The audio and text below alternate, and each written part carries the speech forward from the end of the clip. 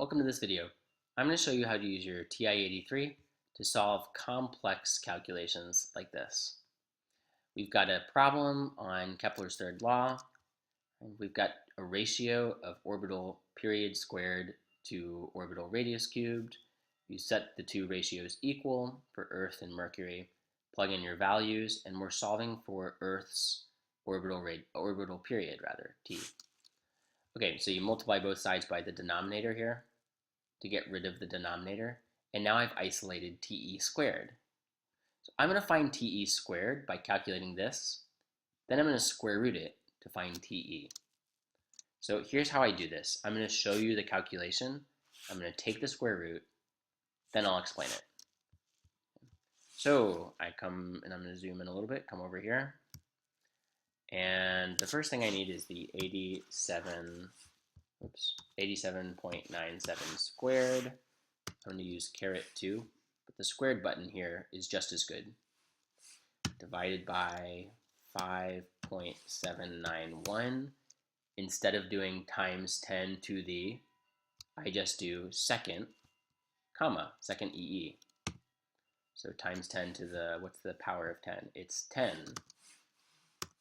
And then I have to cube all of that. Then I have to put back into the numerator again. Oops, hang on. Let's see. Then I have to multiply back into the numerator. Right? This is in the numerator. 1.496 times 10 to the, but I'm not going to do times 10 to the, I'm going to do second EE. That stands for times 10 caret. And what's the power of 10? It's 11. Then I need to cube that. And I hit enter. And that's equal to the whole right side, which is equal to TE squared. If I want plain old TE, I square root the left and the right, so I square root my answer here. You can use the square root button, or let me show you this. You can raise it to the power of 1/2. And you need an open parentheses in front of your exponent. Enter, and you get the orbital period of the Earth, the time to make one revolution, is 365 days and a quarter day, roughly. Okay, so, whoops. Let me show you how this works. If you might be wondering, first of all, you might be wondering, how could I multiply by this and have it go into the numerator, not the denominator? Let me show you. If you had wanted this to be in the denominator, right? If you had wanted this to be down here in the denominator, then this is what you would have had to do. That over open parentheses, and then you would have plugged everything in, right? Times 1.496, 11 cubed. And you get a very different answer, right? That's a very different answer from what I got before. So in the absence of this, if you don't put this parentheses here, then the only thing that goes into the denominator is the very next value, okay? Okay, so now I'm going to solve one final problem. This is a gravitational force problem. I'm given the mass m1, which is the sun's mass, the mass m2, which is the Earth, and the distance between them. The value of g, of course, is always the same number, 6.67 times 10 to the negative 11. So here's how I plug this into my calculator. I do 6.67 times 10 to the times 10 caret, but instead of doing times 10 caret, I just do second comma. So times 10 caret negative 11.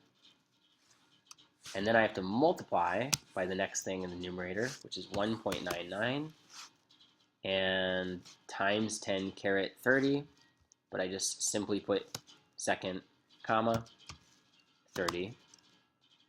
Then I multiply by the next thing in the numerator, which is 5.97 times 10 caret, but I just do second comma to represent the power of 10.